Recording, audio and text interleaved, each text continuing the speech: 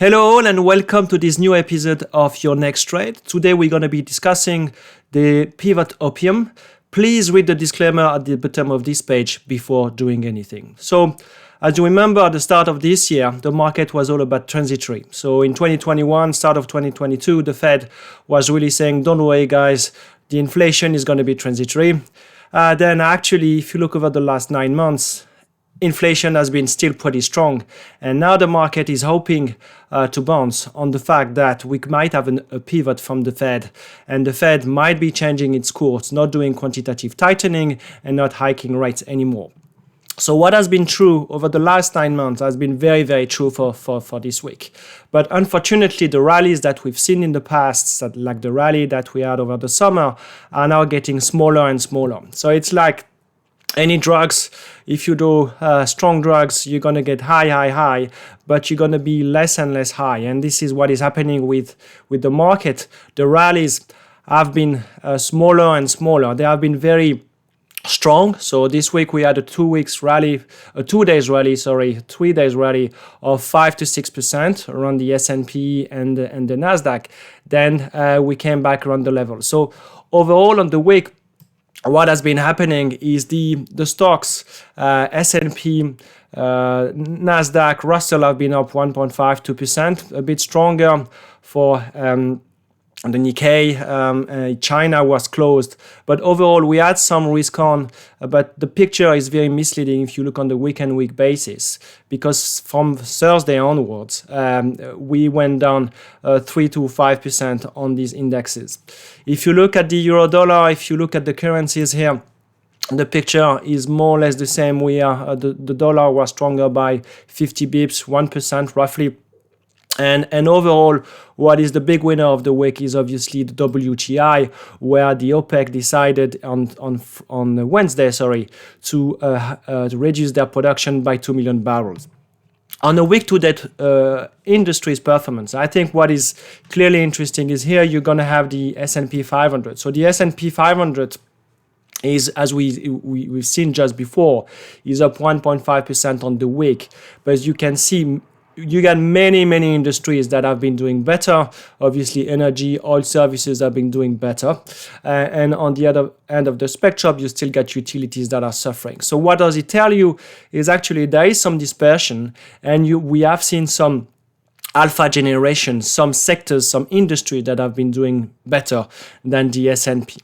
What is interesting as well is 20 to 30% of the S&P is made of big components. You remember the old FANG, Meta, Apple, Microsoft, all those big names. And actually those names have started to underperform the S&P. So this is why the S&P overall is on the left-hand side of the spectrum.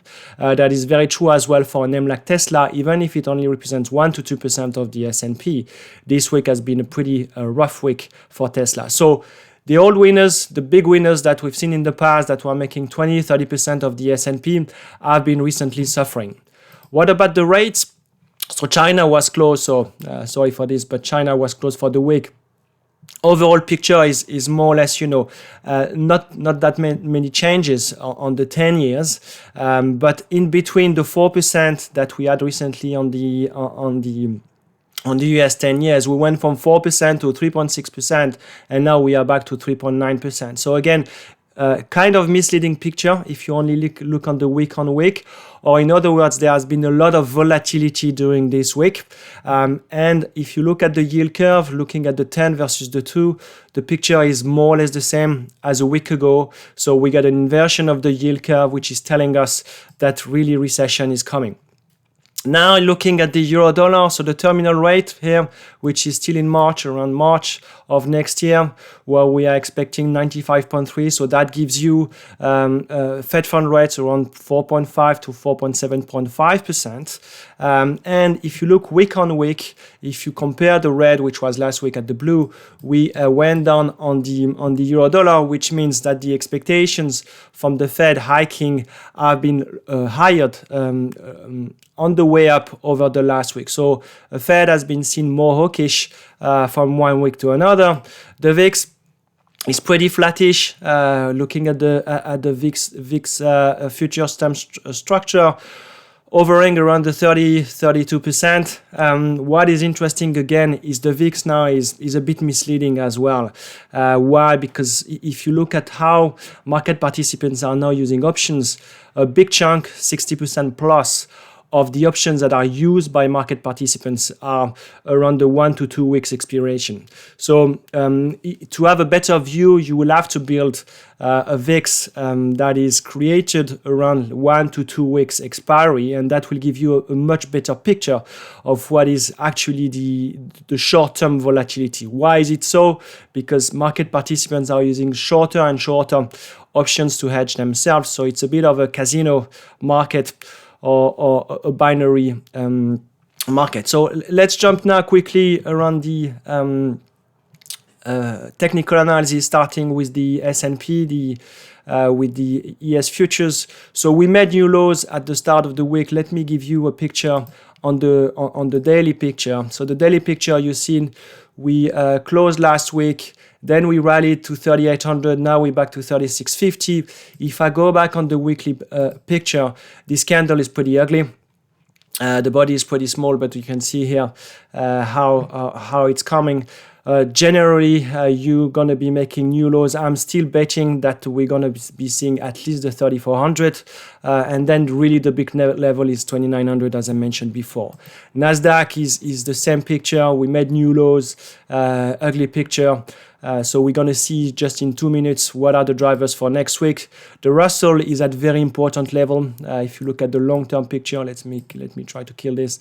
Long-term picture, we are at very important support, and that will be the tell for the market going forward. The DAX picture is the same. We broke important level. We are now going lower. That is really what the technical analysis is telling you. Emerging market, China was closed for the week. So very, very quiet. Good chance that we're going to have many drivers in October and we might go lower. Same, so picture is the same. Retail that we mentioned last week, we are still hovering around an important support around the 57, 58, but picture is unfortunately the same. If we break lower, then you're going to have a big move down.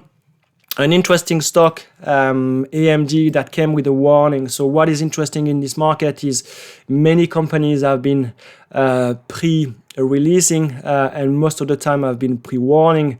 That was true on Thursday after the close for AMD. That came with bad margins, bad sales. So overall, AMD closed at important level that we had before, 59 and even lower. Now I think the trading range could be around the 50 into the 60 for next week. So as we're going to be looking pretty soon, the banks are going to be coming. So at the end on Friday, we're going to have JP Morgan, Wells Fargo, Citi. All the banks are always starting the earnings season. What is important to say from this sector, looking at the KBE versus the overall market, so the relative strengths of the banks versus the market. Actually, the banks over the last 3 to 6 months have been holding pretty well. So the price action is telling you that banks are outperforming the market, and really what is bleeding in this market is, as we know, are the techs, but not only the techs, the big chunk, the 20-50% of the S&P. Euro dollar, interesting chart, is the same. We are still in this trading range, but trading range actually lower. We are going lower. We almost touched the 1.1 on Monday or Tuesday. Now we are coming back. As long as we are in this downtrend, that is the overall picture. USD Japanese yen. So here this is still a weekly chart. Remember that the Bank of Japan intervened when we were above 145. So this week is going to be, again, key to see if the Bank of Japan is keen on an intervention again, as we are now above the 145 again. USD CNH picture tells you that you're gonna have a lot of uncertainty. You see the big size, the big moves of those weekly candles. So between 7 and 725. Why? Because as I said before, the Politburo is meeting in October.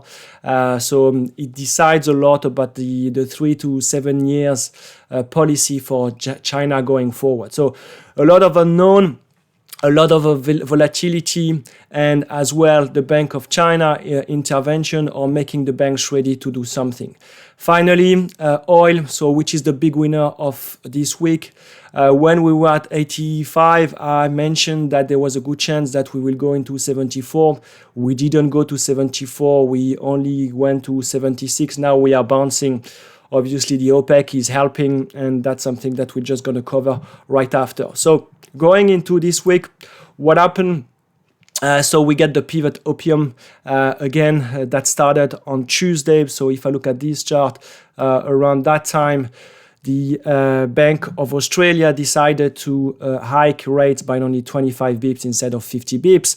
And overall market participants were like, hey, that is fantastic. All the central banks in the world, and more importantly, the Fed, will be pivoting and be less hawkish, and hopefully that the Fed will be doing less quantitative tightening. So for 2 days, this is what has been happening, market rallying nicely. Then actually we started to take a breather, and NFP hits the tape, and we went down. Why we went down? Because the NFP, which is here, the data were pretty much in line, or a bit better. So actually the unemployment rate was better. So any real better news or good news will be taken as bad news by the market. That was the same from the ISM. When the ISM actually were okay, both on Monday and Thursday, you want to see some bit of negativity to hope that the Fed will not be that hawkish and the Fed will be pivoting. But don't get me wrong, if you are hoping for bad numbers, that means the economy is not going to be looking good. And at the end of the day, if the economy goes into the recession, that means earnings are not going to be good. And you know the correlation between the S&P and the earnings. So be careful about what you're hoping for, because going into recession is not going to be helpful. OPEC meeting, so a very important thing that we flagged last week, which was on Wednesday. So the OPEC was expecting to do a cut between 1.1 million and 1.5 million, and they did 2 million. So 2 million is a big number. You need to keep in mind that actually from their production, they are already missing 1 million of their production, because some of the countries cannot be producing as much as they want. So that means overall, in reality, you probably effectively have a cut of 1 million, but that is a big number.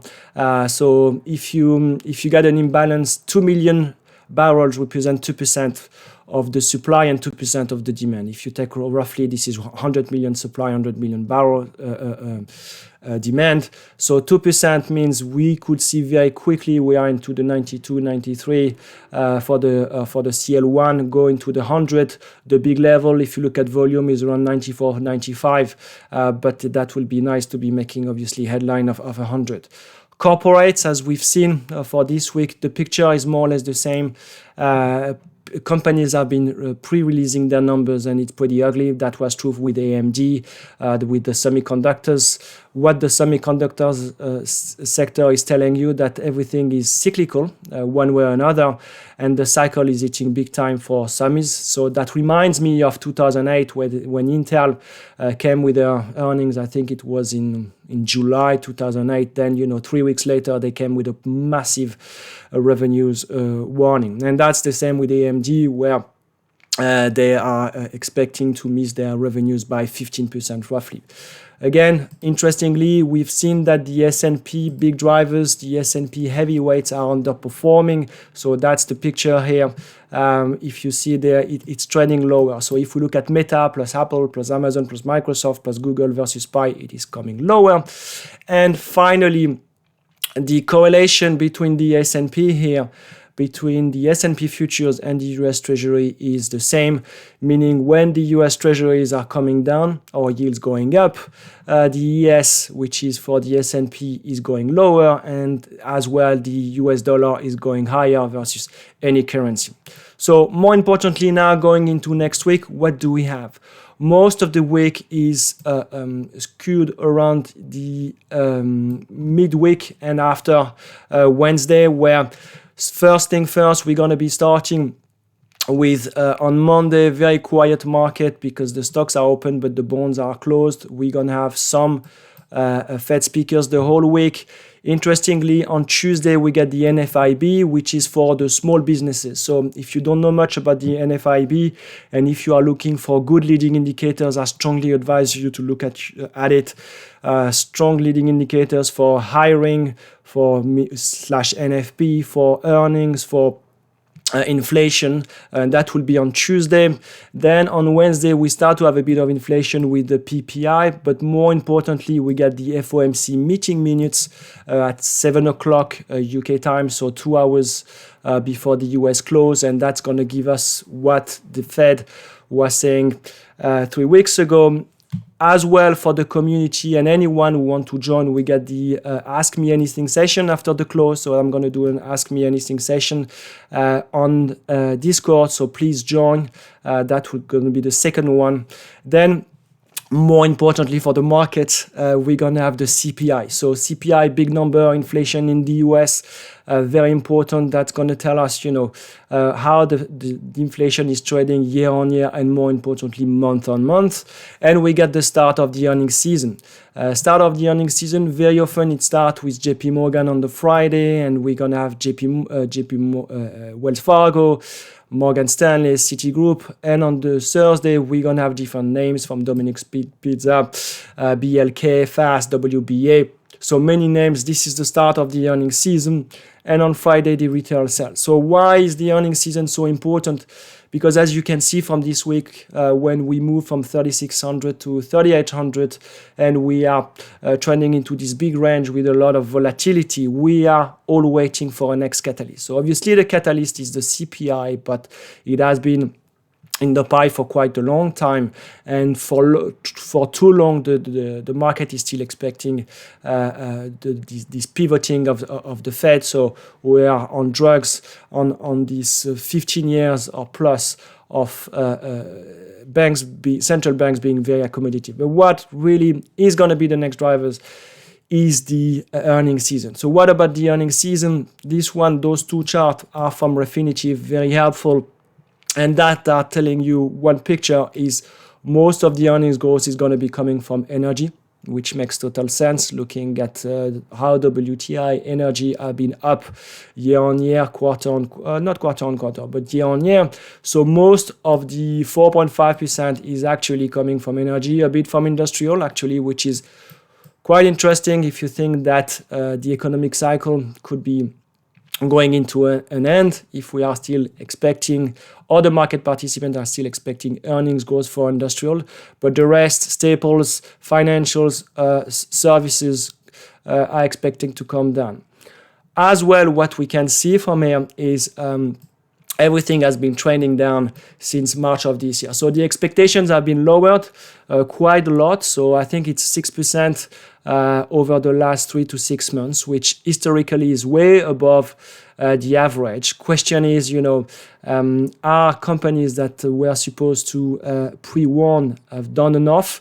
It's not only this warning, but what's going to happen next. So overall, for this week, from Wednesday onwards, very important, FOMC meeting minutes, CPI, retail sales, and as I said, a lot of earnings coming. So Wednesday, as I said, next Wednesday the 12th at 9 p.m. London, 4 p.m. New York, we're going to do Ask Me Anything session. So it's going to be on Discord. I'm going to be putting the link at the bottom of this video if you want to join.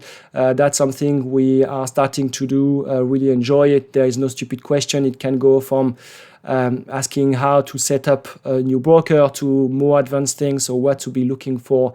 This is something that I'm really keen on doing with the community. If you get other questions on the 4x4, on these videos, or you can join as well the community, or send me an email. Talk to you next week. Again, from Wednesday onwards, it could be very sporty. If you look at the charts, it doesn't look very good, especially on the weekly basis, and be careful out there. All the best. Bye-bye.